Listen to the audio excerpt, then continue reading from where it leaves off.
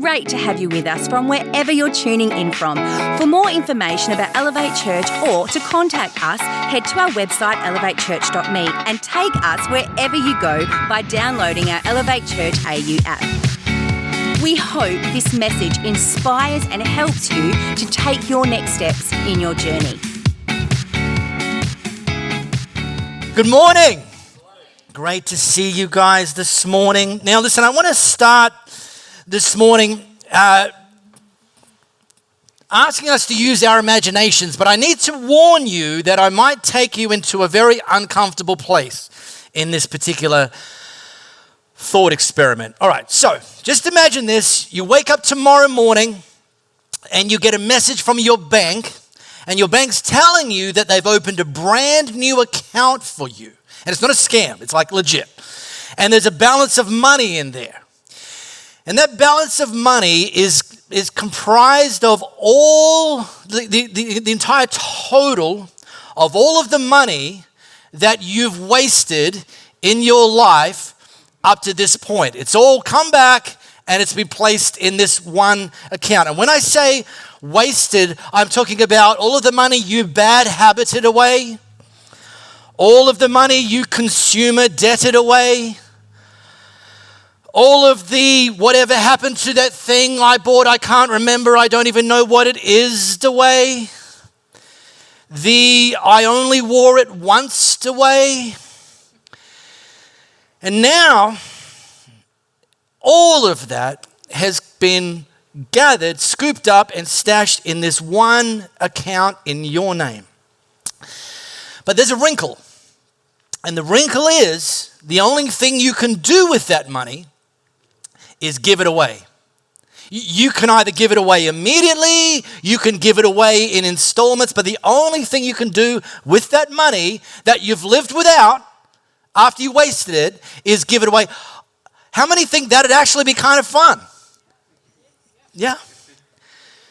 Okay, well, hold on to that very challenging thought, because I'm going to come back to it. Now, as we've seen, this is a series we launched at the beginning of a brand new year called You'll Be Glad You Did. Timeless advice for troubled times.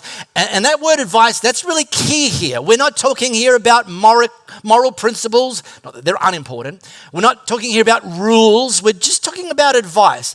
Unoriginal, well-trodden, proven to work advice that if you take it on and apply it, you'll be glad you did. First week, we talked about connecting the dots. This idea of one of the signs that someone's maturing in life is when they start to understand that the decisions we make today will impact our tomorrow. And therefore, applying wisdom to our decision making today will actually have an downstream impact to our tomorrow. That one thing does really lead to another. Last week, Steve preached about this idea of just listen. You've probably noticed that we live in a society that is increasingly one-way traffic when it comes to communication. That people feel not only that they should have an opinion about everything, but that they should share their opinion about everything. And that if you don't agree, then it's obvious that you didn't understand. So I'm just going to turn the volume up. I'm going to say it again, but this time I'm going to shout it, all caps.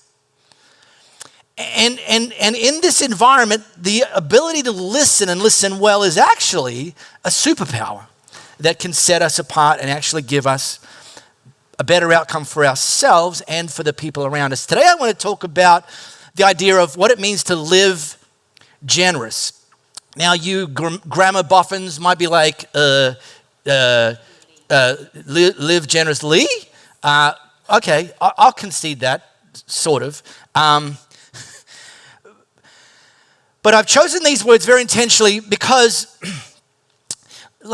you guys know what it means to be generous. Like, all of us do, pretty much. Somebody knocks on your door and is collecting money for a worthy cause. And if you've got some money, you might be willing to hand it over. You go into your shopping mall, someone's got a booth there, collecting money for a worthy cause. Maybe a friend is short a few bucks. You might be generous in those moments. That's be generous, but it's not the same as living generous. In fact, I would put those kinds of things, which are good, by the way, into the category of random acts of giving. Something that we can be doing, important, there's a place for us, but it's not the same as living generous. And I'm going to put it to us today that this commitment to living generous is where real life change happens, both for you and for the people that are impacted by our generosity. Before I get into what does this actually look like? What does it mean every day to live generous? Let me bust a few myths. Now, you might not have these myths. These might be other people's myths. You might have one of these myths, two of these myths, but these are myths that actually could kind of get in the way of us living generous. This is the first one. The myth, and I've just kind of tickled on it, that generosity is spontaneous, which again, there's a place for random acts of giving, but this isn't the same as living generous. This one tends to be more emotion-based. This one tends to be more in the moment rather than a pattern of life. This flows over to this one, that generosity is or has to be regulated by cash flow.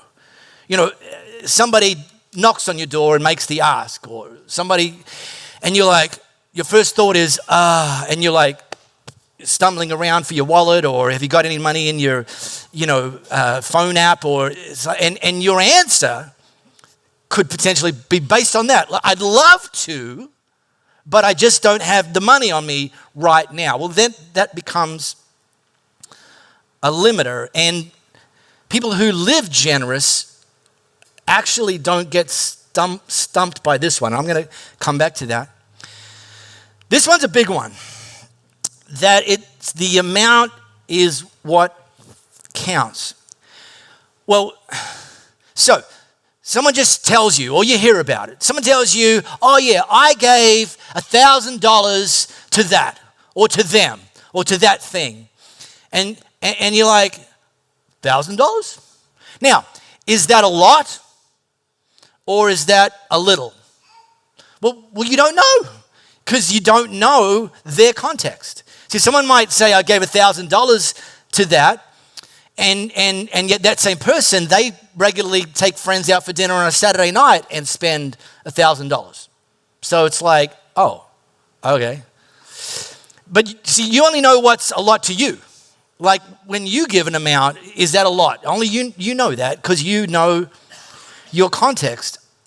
And we hear some kind of big numbers being thrown around, like the billionaires pledge of Warren Buffett and Bill Gates trying to give their money away. They've got this very terrible predicament that they give billions away and then they earn it faster than they can give it away. Oh, rich people's problems.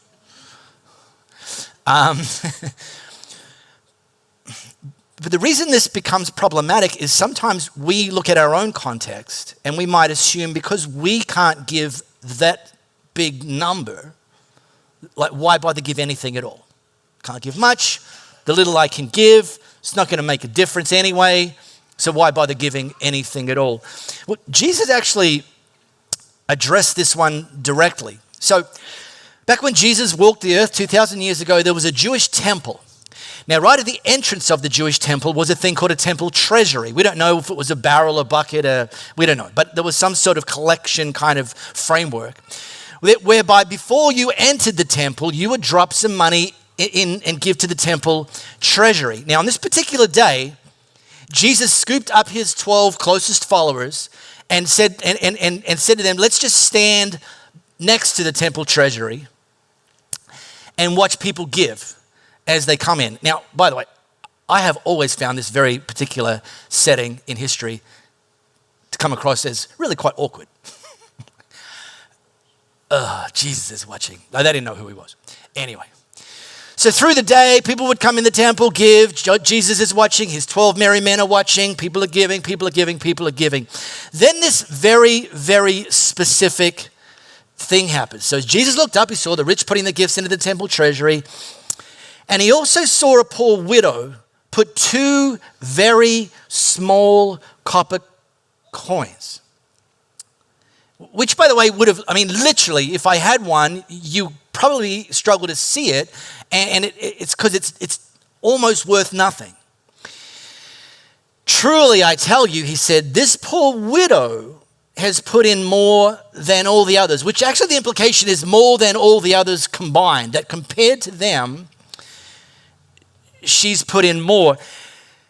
Now, you're one of the 12. And Jesus says this, and you've seen it. You saw this woman, you saw the rich people doing what they're doing, you've been watching them all day. You saw the woman come in, the widow, give these 2 copper coins, and then you heard Jesus say to you, he's put in more than all the others. Now, you might understand girl math, but this doesn't make any sense. You'll be like, Jesus, I don't think you actually understand math when you say that she's given more than all the others. But what Jesus was trying to get across to them is this is kingdom math.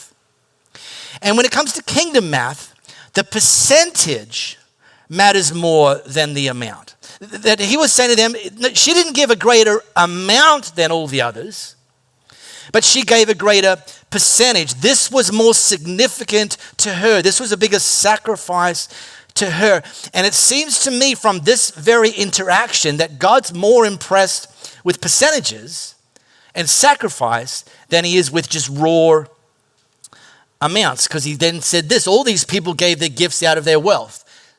Inference, they didn't really miss it. But she, out of her poverty, put in all she had to live on. Imagine that. She got credited that day by the Son of God as being the most generous person to have entered the temple. What an incredible, incredible endorsement. Then there's this one. I just riffed on it. Jeff Bezos, Bill Gates, Warren Buffett, etc. Myth is rich people are generous. Well, maybe. Some are. But it's not an automatic correlation. The automatic correlation is that generous people are generous. Some of them are rich and generous. Some of them are poor and generous, but the big thread is generous people are generous. So what does it look like to live generously? And by the way, I'm aware that maybe this whole idea of living generously may be easier for some of us than others. You know, I've got some friends who, raising their kids, have taught them from the very day they started getting pocket money to give the first to God, to the church. So if Junior gets $10, the first 10%, $1 give to the church. Junior, you get to keep $9. And Junior's like, I get to keep $9? This sounds like a pretty good deal. And has learned that from day one, been taught that from day one. I did not get raised in that context. This was not my experience. I got raised in a church. I got raised by parents who actually were pretty good at doing the random acts of generosity, random acts of giving thing. You know, every tax time, they'd collect up all of the little receipts. Some of you know what I'm talking about. Pull out the shoebox, and these are all the things they gave to, Red Cross and all this good stuff. But I didn't actually get taught this. I didn't get taught this. The church I grew up in didn't teach this. And so it wasn't until I was in my early to mid-20s that I was a part of a church that started to teach this kind of thing, that what Jesus says about handling money, what God says about generosity. And consequently, I had the choice to make. I hadn't been living generously up to that point, and I had to make the decision. Now, thankfully, I course corrected. I'm like, God seems to have a lot to say about this, and it actually points to something really good. Good for me, good for others. And in that time of my life, and since that time, which is now several decades later, I've continued to commit to living generously, and Louie and I commit to living generously. And I can say to you, I'm glad I did. And my invitation to you is, if you need to make that pivot based on where you're up to at this point in life, you'll be glad you did. So, you look up dictionaries, you'll see definitions for generosity, maybe even some for generous living. I'm going to give you one. It's kind of a made-up one, but it just makes the point, and it's this. Warning, a lot of big words. Generous living is the premeditated, calculated, and designated releasing of financial resources. A lot of big words, So let me break it down. Let me start with premeditated. In order to live generously, you actually have to have a plan. Without a plan, you might do the random acts of giving, but living generously requires this idea of being committed to having a plan. Like, this is what I am going to do with the money that God blesses me with, blesses us with. It's premeditated. Now, this is not, how should we say this? This is not how the majority of our Western culture live. Okay, what I'm talking about today is very, very countercultural. Very countercultural. And I'll show you this. There's a money finance author named Ron Blue. He's written a bunch of books on money and investing and all those sorts of things. This was actually his first book called Master Your Money.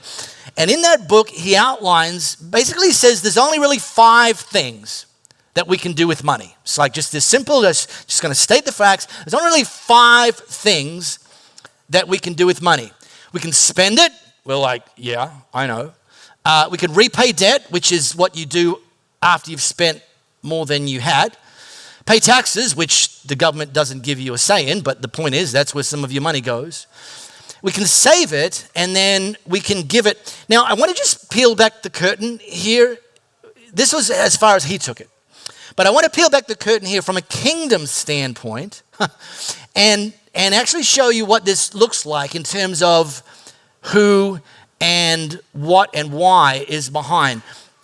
Spend it is about me first. Repay debt is about me second because I put me first and spent it. Okay, government's third. You wish they weren't even on the list, but they are. Save it, me fourth, and others last. And I want to press you a little bit if you're a Jesus follower. If you're not, then what I'm about to say, this doesn't apply to you. But if you're a Jesus follower, I want to press you a bit. We can't live like this. This is the antithesis of what it means to be a follower of Jesus. Everything about following Jesus is about others first. And Jesus demonstrated that by putting us first. He came to earth for us. He died on a cross for us. He denied himself. He denied heaven for us. And if our list looks like this in this order, I'm going to just say it and maybe you can thank me later. This is not what following Jesus with our finances looks like if giving and others come last. And really, I think it's one of the reasons Jesus talked so much about finances and so much about giving is, yes, he wants us to put him first and others first in every single area of our practical everyday lives. And this one is, for some people, it's the hardest one. But it's the one that when you cross that threshold, you really are demonstrating, I'm now all in when it comes to following Jesus. So, premeditated, calculated. Generous people pre-decide. Generous people don't wait to be asked. They don't even need to be asked. They're like, I am going to do this. I'm going to do this. I have a plan and I've got my percentage figured out. That widow knew she went to the temple with the 2 copper coins. She wasn't fumbling around. She went calculated. And this is a keystone of what it means to live generously. Jesus said, seek first the kingdom of God. That includes with our finances, putting the kingdom first. And I'll say this more from my experience than I can't give you the scripture and verse. I probably could, but I didn't write it down. So let's say I'm not going to be able to do that. But I'll tell you this from my experience, is that when you start to live like this, premeditated, calculated when it comes to generous living, it actually starts to impact every facet, not just of your financial life, it starts to impact every facet of your life. Joy, peace, freedom, purpose. And I'll come back to some of those good things later. And then there's this third one, designated. Generous people don't just pre-decide the percentage, they also pre-decide the destination. Like who or what I'm going to give to. And they're proactive about that. They don't have to be asked. They don't have to be thanked. They don't have to have a banquet held in their honor to recognize them. They don't have to have their name put on some plaque somewhere or some list somewhere. It's just like they say, this matters to me. And because it matters to me, I'm going to pre-decide the amount or the percentage, and I'm going to pre-decide the destination. Louis and I prioritize the local church because we believe that the local church is the hope of the world. So our designated giving priority is the local church. And we know that when we're giving to the local church, we're giving to people's eternity. We're giving to see generations shaped and changed and released. And so this is the thing that matters to us, and we don't need to be asked. In fact, one of the things, like we talk about finances and giving like regularly, but we don't like go, you know. No, don't say that. All right. This doesn't mean you don't do the random acts of giving, okay? But those are add-on giving. This is bedrock. This is foundational. This is keystone stuff. And so when we teach, which we do every year, a series on financial management, we teach this pattern, which is our best understanding of the biblical pattern when it comes to not give, but actual financial management. That these three things matter, and that these three things are in the order of priority that God instructs us to do. First, give, then save, then live. I'm going to say it again. This is upside down compared to the culture that we currently live in. This is completely upside down, but we're called to be people who live in kingdom culture with kingdom priorities, shaped by kingdom values. And here's what this actually leads to. Giving leads to more joy. Saving leads to more peace.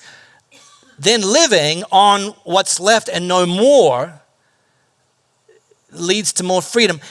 It's kind of paradoxical. Putting others first actually brings us an inherent benefit. I love that. It's a win-win-win. All right, so back to the email that you're going to receive tomorrow morning from your bank. That you're going to first check if it's a scam, and then you're going to discover it's not, and that they've opened an account for you consisting of all the money that you've wasted in your life, me included. There's a lot, up to now. And you stare at that number, and for some of you, that number's going to be, yeah, okay. For others of you, it's going to be like, wow. And you are not going to show that number to anybody. But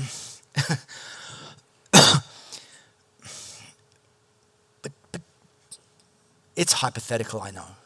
But imagine if that was the case, and that caused you to think, boy, what a difference I would have going on in my life and my legacy if I had been doing this from the day I got my first pocket money. Or, okay, if you're a kid, we'll give you a free kick. If you'd been doing this from the day you got your first pay from your first job. I'm going to simply say that number that the banks sent you in this fictitious email probably would not be a very big number. And instead, you'd be reminded of this incredible impact that you've had on the lives of the people around you because you've been living generously for a long period of time. Now, I mentioned my parents earlier. My mother is still with us. I mentioned my parents earlier. Great people, did the random acts of giving regularly. We had this conversation about living generously when I started to learn about it. And I remember my father just saying, I would be scared to do that. Like, appreciate his honesty. So I would be scared to do that. And I've met people since then that this idea of living with this order of priorities when it comes to our finances is terrifying. Because some of them, they're struggling just to keep a handle on the live piece. And you're saying that should be the third. I stay awake at night. Like, what? But I just want to say, and I'm teaching this as someone who does this, who's committed to this. We are. So I'm not asking or teaching anything that we're not doing ourselves. I would think that the thing that should scare us is living another day or another season of our lives not doing this. And potentially having that amount that's in this hypothetical bank account going up, because not only will other people miss out on the far side and there's the impact of living generously, but this is how Jesus put it. It's actually more blessed. You'll be happier. Your life will be richer. It's more blessed to give than to receive. All right, now, Jordan is going to come up and stay right over there because you're still taller than me. God has not answered my prayers yet on the late growth spurt that I've been asking for. Talk a bit about giving, share a story in a moment. I just want to preview. This message is kind of an appetizer for a series we're going to launch and teach in February. That's far enough. Okay, no, out of the screen. That's far enough. Called More Than Enough. Called More Than Enough. And I just want to teach through February about and really unpack that we serve a God who's not less than enough, who's not barely enough, but who's more than enough. And this doesn't just apply to finances. This is God. He's more than enough of whatever it is that we need in our lives. And I can't give you a spoiler, but some of you do know this. We're going to be launching an actual once-in-a-generation opportunity. It's not selling essential oils, okay, or cleaning products. But when we teach through this, we're going to launch a once-in-a-generation opportunity, a real legacy opportunity, where we're going to take the opportunity to pick up from the legacy of generations that have gone before us. Our church is 74 years old this year. Amazing. And there's been pioneers in our history that have brought us this far, and we're going to be talking about an opportunity for us to pioneer into the next generation and the next season as well. We really hope you got a lot out of this message. If you live in the Perth area, we'd love for you to join one of our live experiences. For times and directions, as well as information, head to our website, elevatechurch.me. For those of you beyond the Perth area, we'd love for you to connect with our online experience, which premieres every Sunday via YouTube and Facebook Live, and on demand immediately after. And to partner with us to reach more people by giving financially, head to our website, elevatechurch.me, and also download our Elevate Church AU app.